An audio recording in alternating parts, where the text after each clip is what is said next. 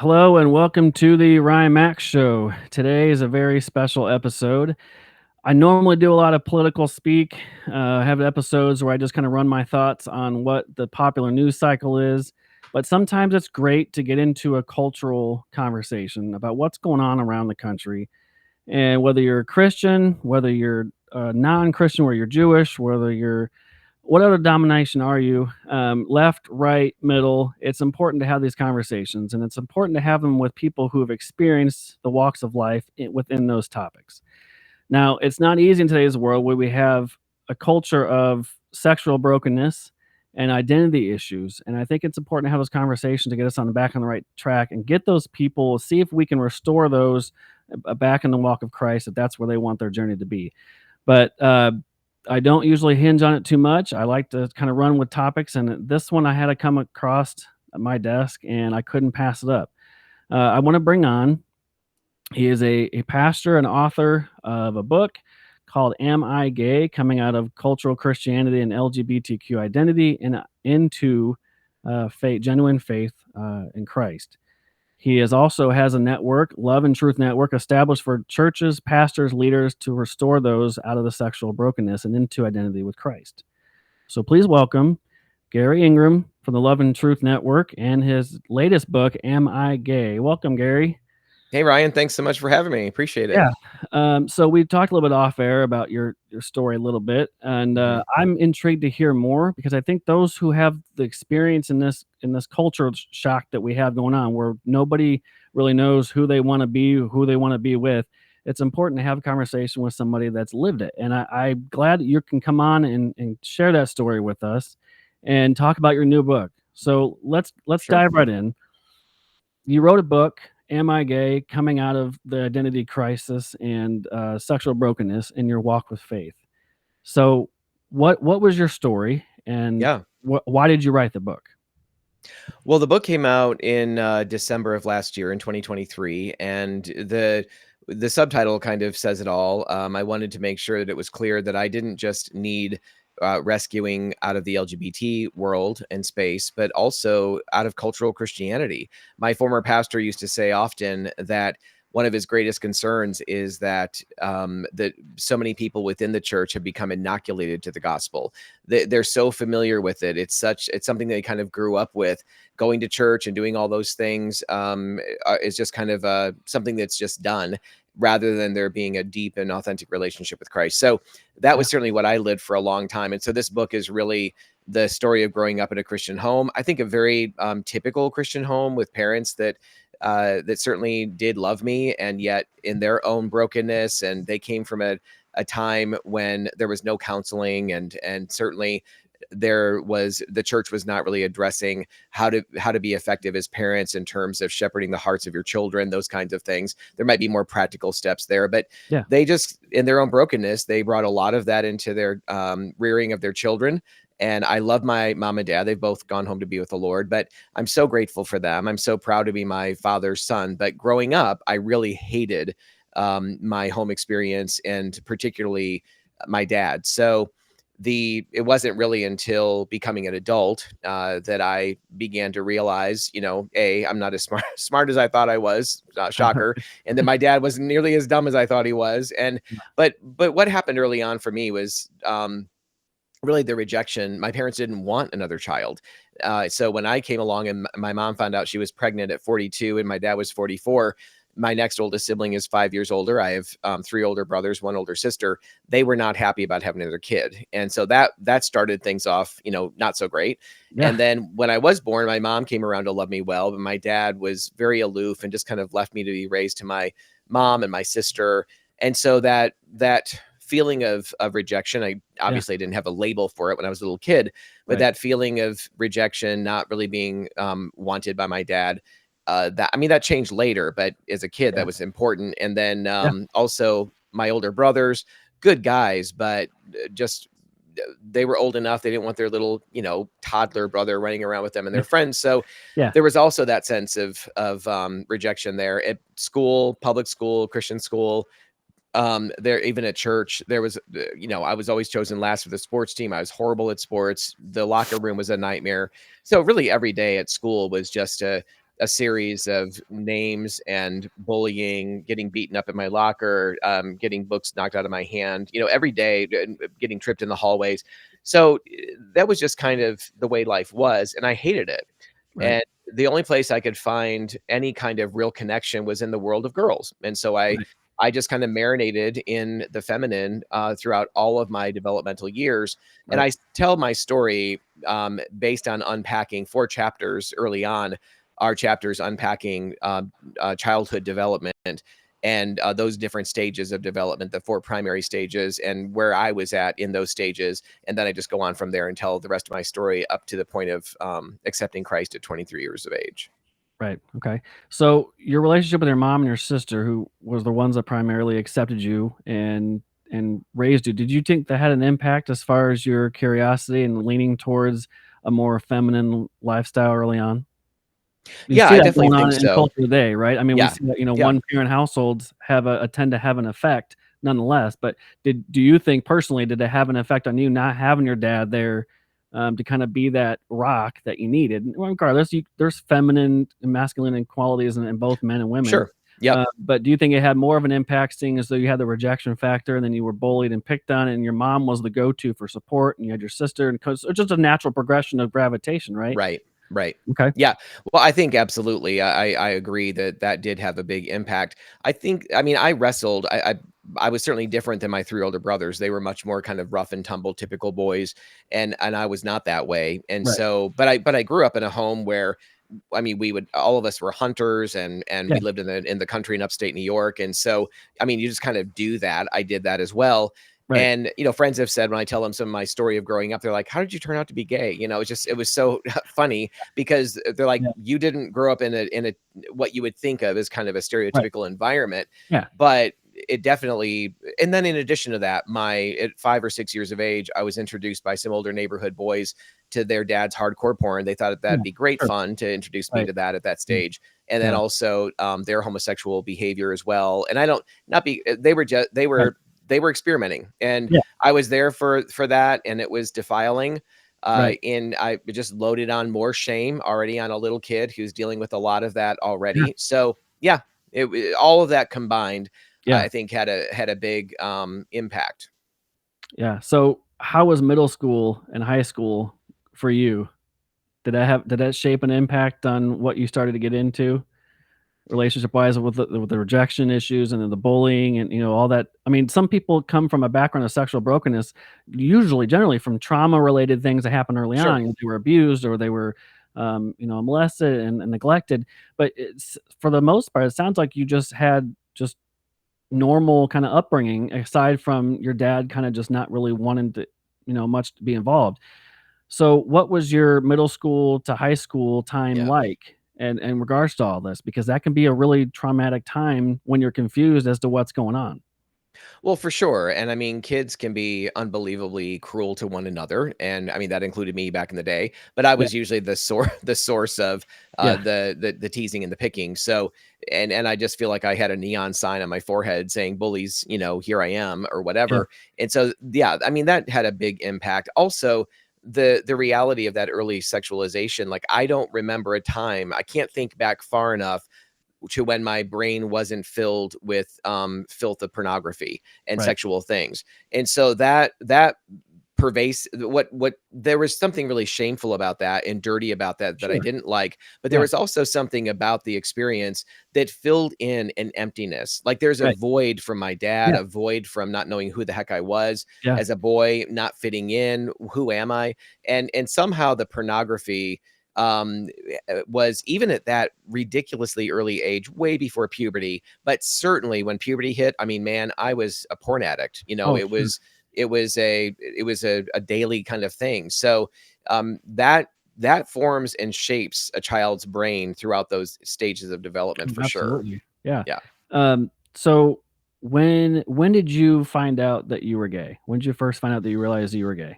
At How old some were point, well, so I would say, um, to be clear about it, you? Yeah, I felt like, "Oh my gosh, I am gay. I'm more drawn." I realized at some point in looking at pornography that I was drawn more toward images of men than women. And that was just something I kind of realized one day, and I was horrified Yeah. by that.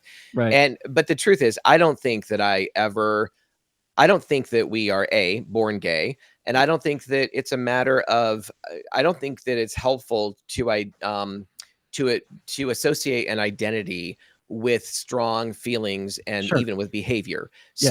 So in looking back, I wouldn't say that I was ever gay, and I talk about this in my book as well. And Right. I don't find that to be unique to me. I was Yeah. exclusively same-sex attracted. So when someone says, "Oh, you never really were," I'm like, Right. I just Yeah. laugh because Right. it was for me, it was totally exclusive. There was a repulsion to the idea of ever being with a girl or a woman, never Right. wanting to be married, never wanting to be a father. Two of the greatest joys of my life today, by the way. Right. Yeah. And so, yeah, so the idea, it was early on, probably around puberty, when I realized, oh yeah, I'm completely drawn to these Right. images of So it was more of a guys and natural kind of curious about them. And right. part of that is because, again, I marinated in the world of the feminine through all Yeah. of my developmental Right. years. And Well, your so close relationship. girls aren't even, I know Yeah. them, they're totally Right. familiar to me. It's my own, it's boys, it's my Right. own, even God-given legitimate need to be known by my own gender and to kind of Sure. get to know who I am in relationship to my own gender. I missed all of that. And Right. now this gender is mysterious to me.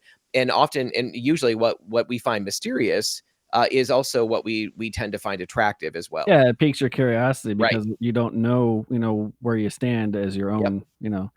Um, so how did your parents take that? I know you said you had a closer relationship with your mom than your dad. Yeah. Yeah. So how did you explain to them what was going on? Well, I told my mom one day, and I was young, I'd been 16 or something. I told her one day what I think, Mom, I think maybe I'm gay. And she just kind of gasped and said, "Oh, honey, I've been so afraid that you're going to tell me, tell me that one day." Like, Yeah, okay, not the best response, but okay. And then I didn't tell my dad. And then my mother said, in that same conversation, she kind of gasped and said, "Did your dad hear you?" And I looked up, and my dad had horrible hearing, but apparently that yeah, day some miraculous thing happened, and he's down the driveway filling in some potholes from a rainstorm the night before, and yeah, he's leaning on his shovel and looking straight at me. I mean, my heart was in my throat and yeah, I yeah. quickly Oh looked away, god, what is he but gonna say? we Yeah, never talked about it. right, Nothing yeah, was ever said. I know my mom said something to him, but we never talked. He never talked to me about it. yeah, So, I mean, it wasn't until many years later yeah, that, kind of just in conversation, as the Lord was changing my life, that we would sort of have these kind of, I don't know, matter of fact little statements, little conversations here and there. And my dad and I, as I said, he and I became super close when I was probably 35, and toward the end of my later in my 30s and yeah, into my 40s. I got married to Melissa. We've been married now almost 17 years. We met in 2004. So my okay, parents lived with me at the time. They were elderly. And but yeah, we had developed a really good relationship then, but that didn't make up for all of those years of those right, developmental years of of course, having, not much of anything with him. okay. So you met your wife, Melissa, and Yeah. she also is a Christian counselor still, right? Correct? Yeah, she is a licensed Christian counselor, So yes. and I think She's you a mentioned smarty pants in the family, yep.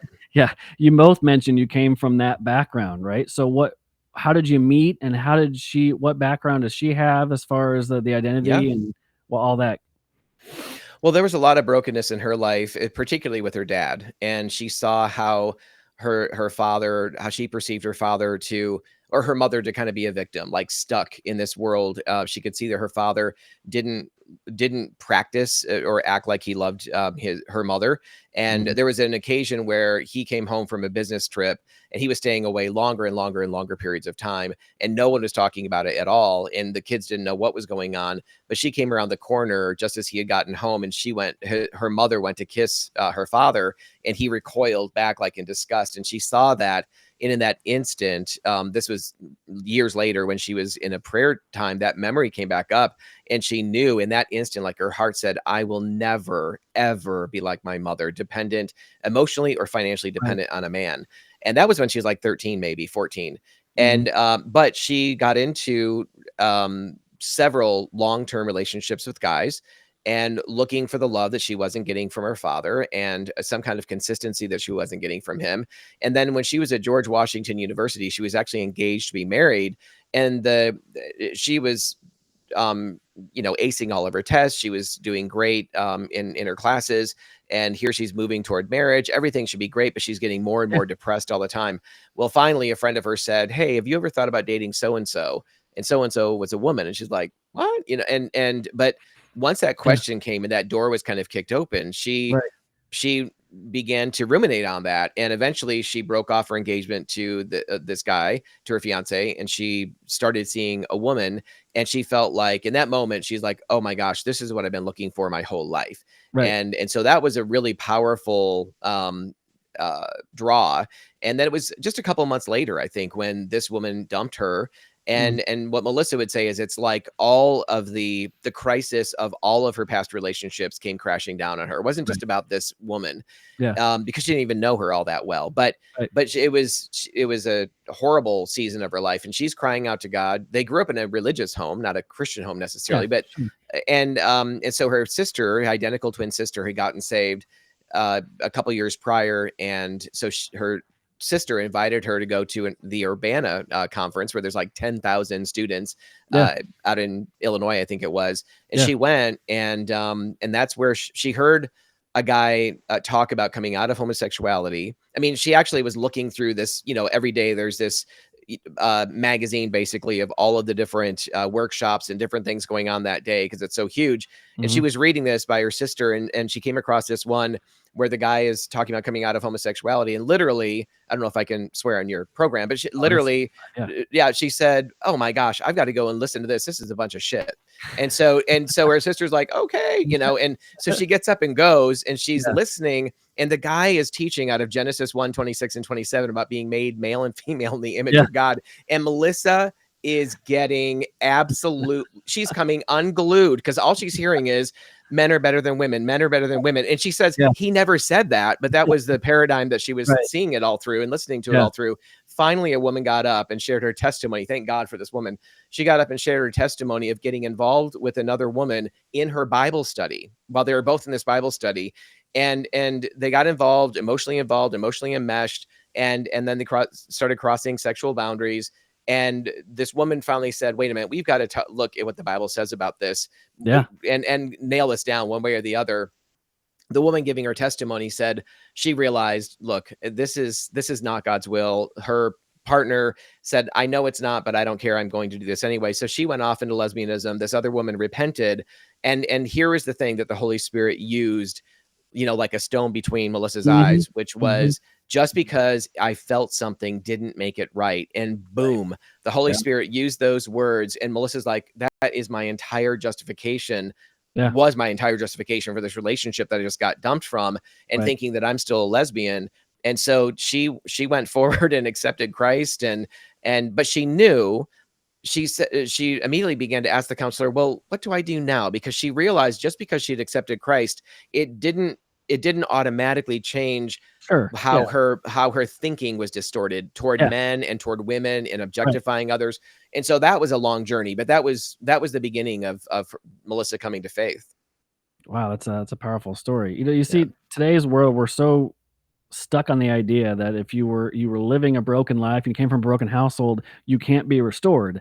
Yeah. And your story and Melissa's story and so many others, there's so many opportunities to just open that door to be Yes. restored from whatever troubles you, and especially with the identity crisis we're having today in our country. Right.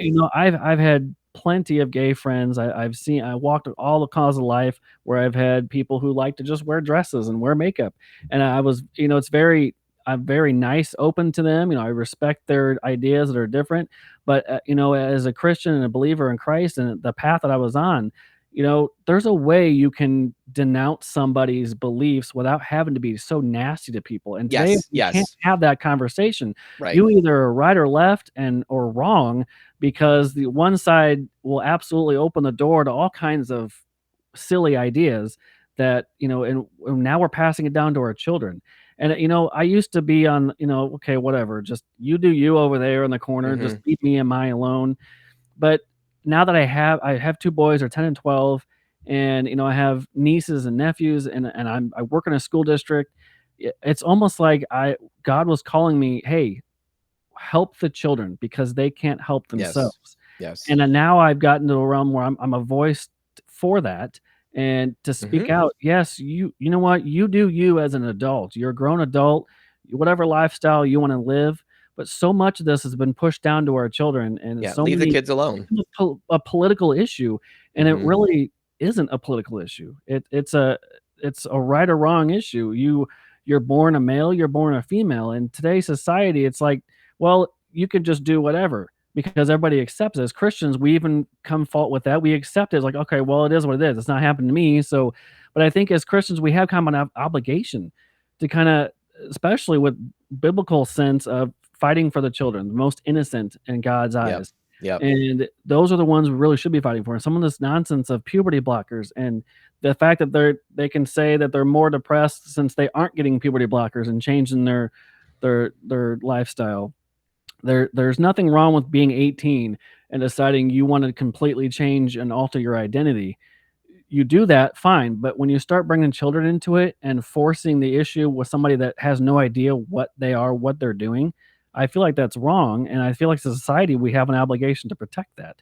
Yeah, and I agree with you, Ryan. I would just say that for me, like, the idea of turning 18 and there's nothing wrong with uh, trying to become the other gender. I do think there's something wrong with that, but I Mhm. don't. But I think people can make choices about what they want Oh, to do. sure. Yeah, Right. yeah, that's what I So was getting at. yeah, Yeah. yes. So there's Yeah. definitely something wrong with it because it's impossible. I mean, a man Yeah, cannot become right. a woman cannot become a man, Yeah, and to pretend that that actually is a good thing or can be right. done. What I find to be tragic is that in transgenderism, of course, I see that as exploding from what was strictly once what was once gender identity Yeah, disorder. yeah, That got changed in the DSM. I think it's the five that where they changed from gender identity disorder to gender dysphoria yeah, to give it more of to shift it away from there's something wrong with the identity disorder to yeah, now no, we're going to deal with the dysphoria that you feel right, about being in the wrong body, and we're going to help you feel comfortable right. about shifting to this other so-called this other sex or other gender. And of course that's impossible to do, but the tragedy there is that people are in need of help and care, Yeah. and we aren't caring for them well when we put them on a lifelong medicalization in most instances, and where the pharmaceutical company is benefiting in a Oh, huge yeah, way, sure. and also doctors and hospitals or whatever, they're doing these surgeries. And it's just a tragedy in every way, shape, and form, but especially when it comes down to children. And of course, Chloe Cole is probably the poster child right Yeah, now. She's 19, but right. she's one who is speaking out against the travesty being done against kids. Yeah, She was 15, I think, when she had her breast right. removed, and Yeah, and then 16, I believe, when she finally realized, wait a minute, this is completely wrong. So another thing you mentioned too, Ryan, I just wanted to quickly jump to yeah, mention is the idea. My wife and I oftentimes talk about the fact that Christians, we need to learn how to do a far better job of separating ideology, which we yeah, can stand against and right. stand against firmly, but with grace as well, Yes. from individuals who are struggling, individuals that oftentimes make up that ideology. We also have to understand that many people within the LGBT community don't want anything to do with the Oh, political ideology, absolutely. right? I mean, Yeah, it's so easy to kind of lump everybody into yeah, this caricature, just like the Christian church is lumped into the caricature of Westboro Baptist. I mean, who right. wants to be them? You know what I mean? Yeah, Nobody except yeah. them.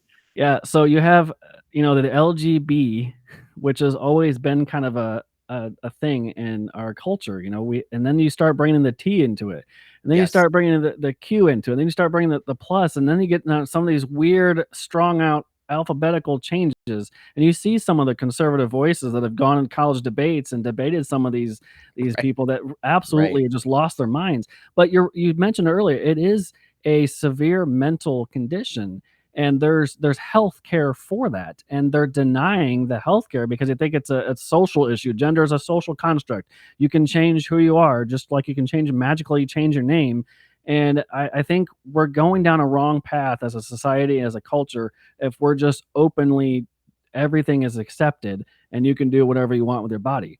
Yep. And I think to openly deny man, female, and the culture of today's sports where men can compete in women's sports and Yeah. men can get pregnant and women can, lop off their breasts and change who they are.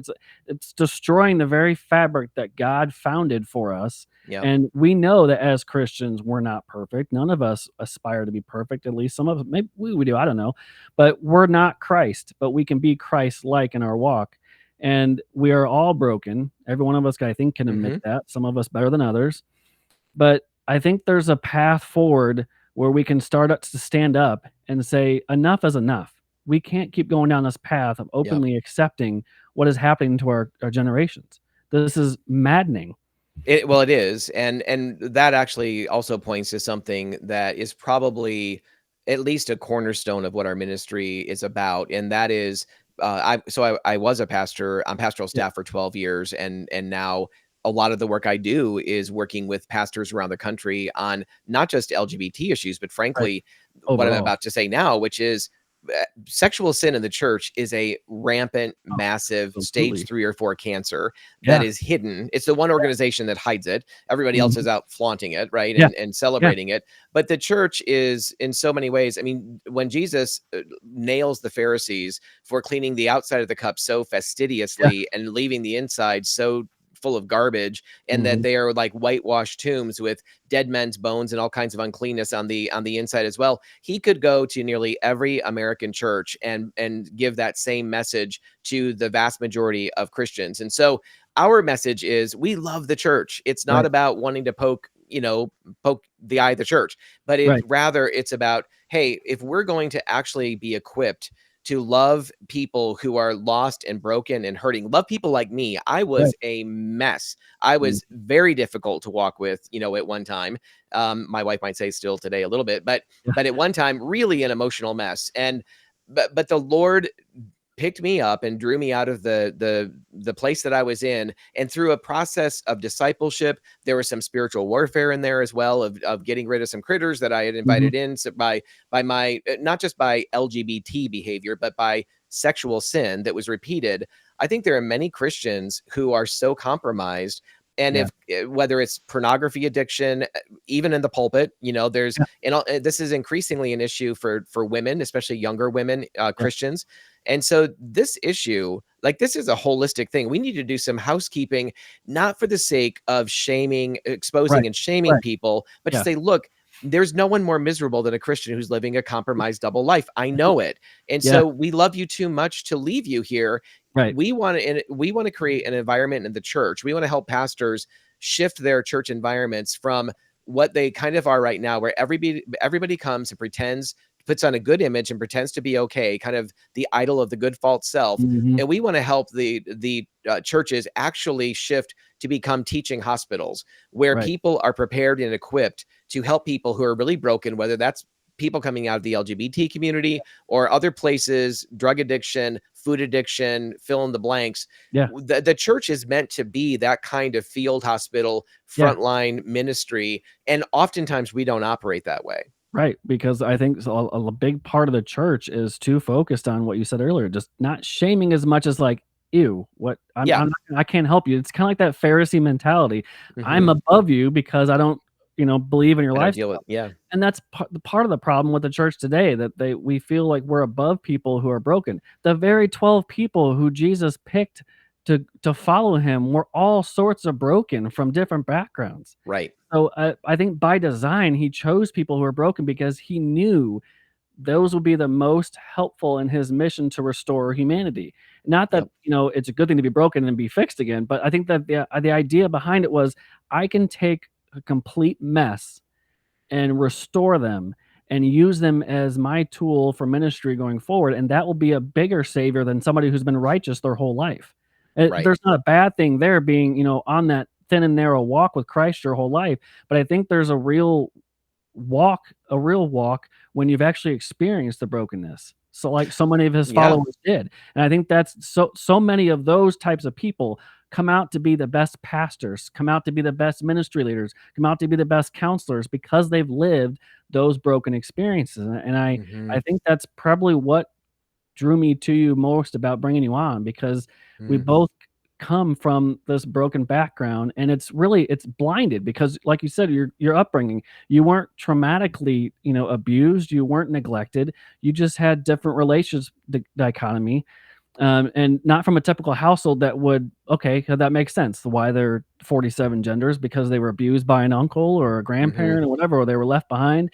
But Christian families, whole Christian families are not, you know, injury prone. They're not fireproof. They have problems too. Right. You can still have the most religious upbringing and have all kinds of fires going on. Yep. So I think the what my point was like I'm really glad that you've opened up this door and led your services to restore others on this walk, and I think it's a great thing to do, and I would love to be more part of it as well. I think we need more voices in that, and we need more people who look. I've experienced the brokenness, and now I've come out of that. Let me help you do the same. Mhm. That's probably the best way you can put it. Well, and we also, I mean, our emphasis in ministry isn't so much on helping strugglers. I mean, I do some individual Sure. mentoring, and we want to get people connected wherever we possibly can. And Right. we also want to be really collaborative with other great ministries. There's a lot of stuff that masquerades as Christian, or Mhm. it is, but Right. it's not what we feel is the best stuff out there. So Yeah.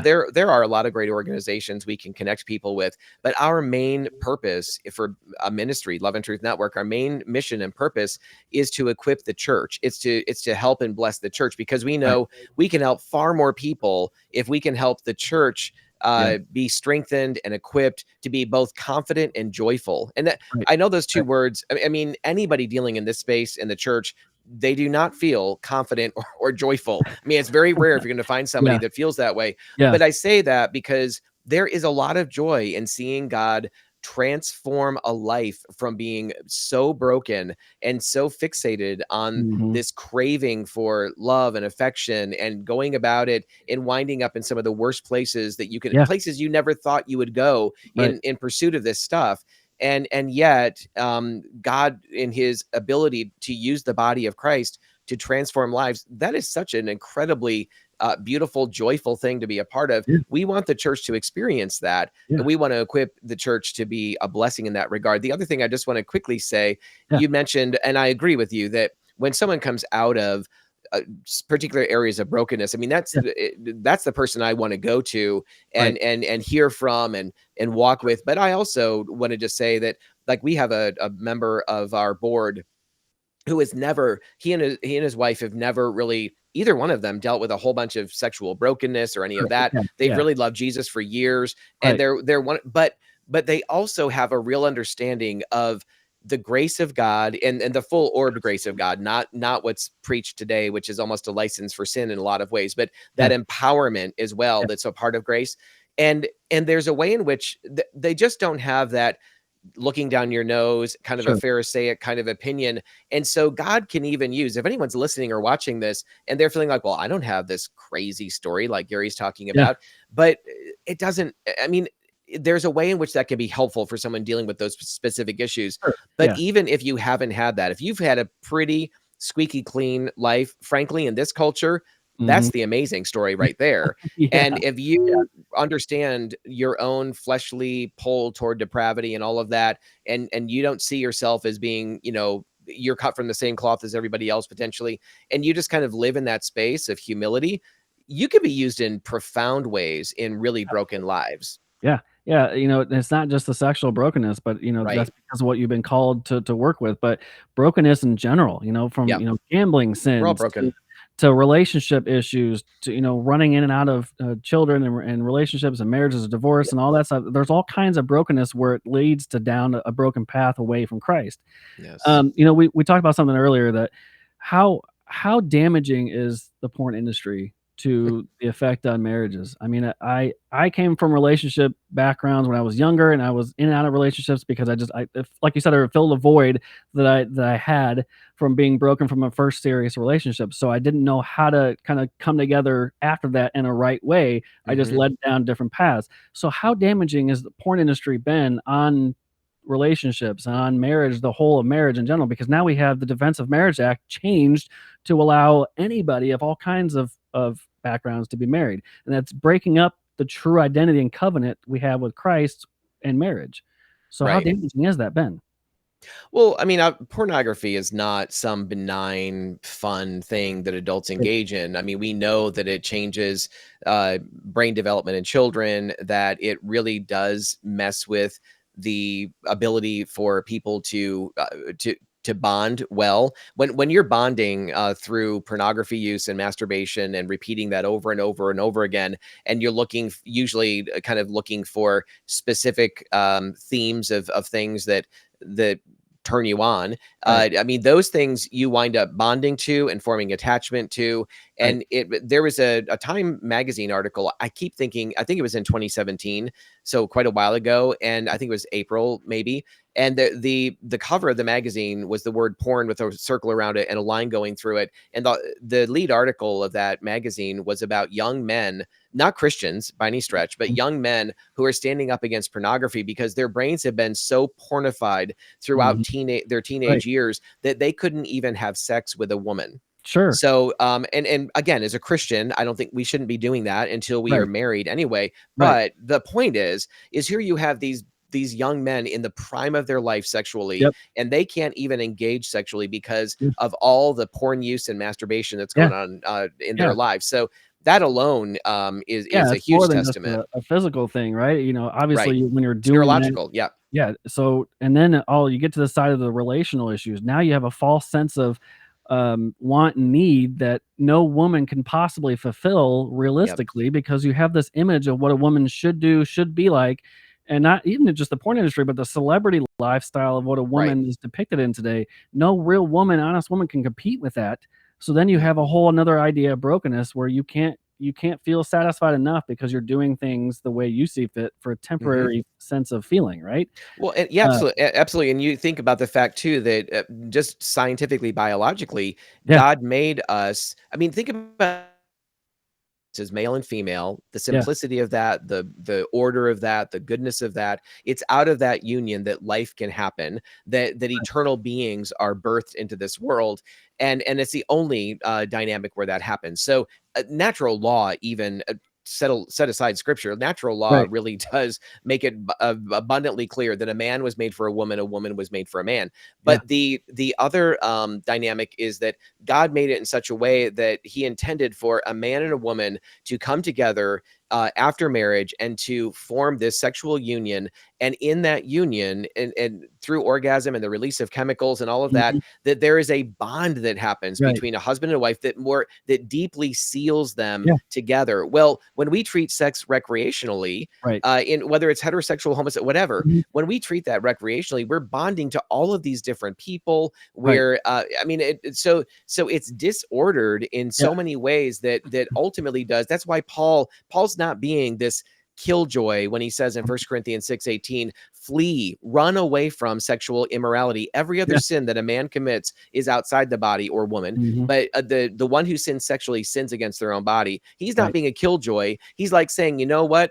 You're on the 10th floor and there is a fire raging in this building. You've got to get away from this. yeah, And so he's warning us. And instead we're like, yeah, oh, Paul, yeah, come yeah. on. Yeah. Yeah, your sense of identity and your sense of bond with your wife, and both my wife and I both come from that kind of broken background a little bit. We both Hmm. feel like, oh man, I really wish this wasn't the way, but we can't change what Right. happened in the past. Right. What we can do is change what we believe going forward and how we can best correct the path going forward. So that's Yes. what we did when we got married. But so much of society has been so open to breaking those bonds and using sex as kind of like a temporary feel good and then moving on to the next person, moving on to the next person or next thing that gives us that sense of false, excitement. Hmm. And you're true. It's like some of the cultural issues that the athletes come across today. Harrison Butker from the Kansas City Chiefs has been roasted over the coals Yep. simply Yep. for going to a Catholic conference and a Right. commencement ceremony, speaking in front of a bunch of Catholic men and women, giving Yep. his own beliefs, and suddenly Yep. the left loses their mind because you can't say those things on a national platform. He Yes. didn't do it on the football field. He did it at a private ceremony, and he's Right. roasted over the coals. Where are we at where we can't even have a difference of opinion and beliefs anymore in society? I mean, it's nuts. Well, I mean, certainly, I understand and certainly agree with that. But I also know that there are plenty of Christians who tend to be more explosive. And rather than, I think one of the best things we can do as Christians is to ask somebody, hey, if you're willing, I would love to hear more of your story. Like, I Yeah, would love to hear how you understand yourself to be right. transgender. If you're Yeah, willing to share that, I'm willing right. to be open with you about my story and what God's done in my Mhm. life, or how I've come to understand who I am today, if you're Yeah, interested. But I would love to hear your story. And again, whatever that story is, whether it's, yeah. we should just be asking each other those And that's questions I more think that's what often. we're getting is that the understanding of someone's walk, we don't Yep. get that, we're just lambasting them for walking in that, Right. we don't under Right. too much of our broken ideology system is, "You feel this way, I feel this way," but we don't have a conversation of, "Well, how did you get to feel that way?" Yes. Or, Yes. why is your story different than mine?" Well, it's because we had took 2 different paths, or God put us on 2 different paths, we experience things differently. Why is it that you feel you have no gender to belong to? What happened? And that's where we lost that understanding of individuals instead of just treating people as humans and having a Right. conversation. Right. Become polarized as an ideology, and Mhm. I think it's a real problem, and I don't know how to fix it outside of just starting a conversation. That's all Right. you can do. Yeah. No, I believe that, first of all, I believe that biblical love, the love that is generated by God and through his people, that kind of love would motivates us to open our mouths and to not just be silent. We love to hide behind. I think it's attributed to Saint Francis of Assisi. Mhm. At all times preach the gospel, when necessary use words. And we're like, oh, good, I don't have to say anything. No, Yeah, we do yeah, have to say something, right? yeah, yeah, But we just have to do it. The point is, live your life in public and in private. right, Be one person, right, and preach the gospel in the way that you live the gospel, basically. But we right, also have to use words too. yeah, And so finding ways of in gentleness and in grace, but again, with courage, stepping into difficult places and asking those questions, and again, not just maybe being even more open ended with the question, just so it doesn't sound like we're being really specific about what we want to hear, or we want to hone in on explaining why you're wrong about. Again, hold the Bible verses, right, hold sure, the gavel or whatever, and just yeah, listen. Because that's going to give us a better understanding too of even how to pray for them, if they're family mhm, members or loved ones or whatever. How to pray for them, how to kind of walk with them, how to even re-engage in the next conversation, maybe, or find a way of doing that. So I think that but nothing can replace a genuine love. right, And but at the same time, or it's not even a but, it's right along with that. First Corinthians 13, the love chapter, in verse 6, Paul says, "Do love does not rejoice in unrighteousness, but rejoices with the truth." There mhm, are lots of Christians rejoicing in unrighteousness. There's yeah, lots of Christians who are celebrating, placating, yeah, going along with things that actually do not produce human thriving in the right, people they claim to love. mhm, It's hard. It's really hard to incredibly hard to not support a marriage that God designed to be between one man and one woman, as a mhm, reflection, as the only metaphor of Christ in the church. right, And then when you're invited to a gay wedding, as an example, I know you haven't even asked this, and here I'm dropping a bomb, but right. in terms of going Oh, to a gay wedding, yeah, or a gay ceremony, then if you choose not to go to that, and I think there's lots of biblical reason for choosing not to, and yeah, having a really heartfelt conversation right, with the person who's invited you. Don't just mhm, avoid it. Have the right, conversation, yeah, maybe a tearful one, but right, explain why, because of what God's designed. right, And frankly, I love you too much to go. Not right, because I love you, but no, I right, love you yeah, too much to go, because absolutely, I actually think my presence is confusing, not only to you. I know you want me there because there's some me being there. I People go to weddings because they're there to celebrate. They're there right, to affirm.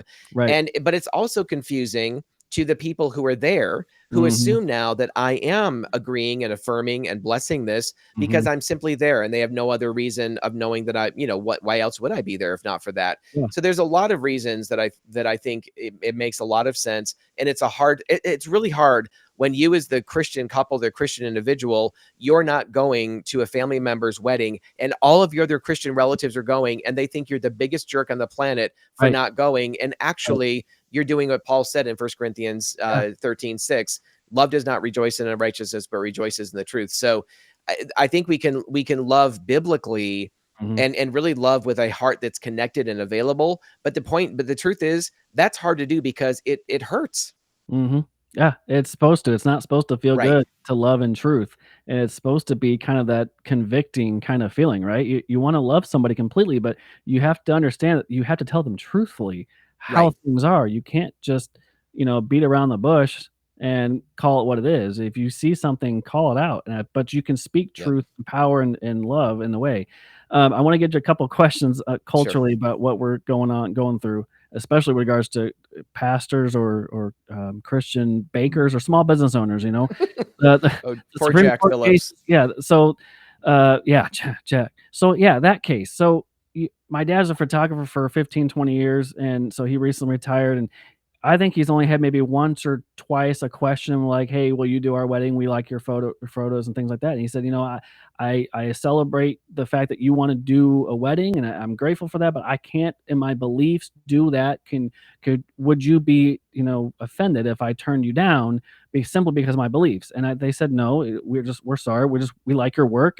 But that's the way it should have been handled. Right. You have Right. somebody in Colorado Right. who pulled a Karen and said, "You make me this cake, I have a right."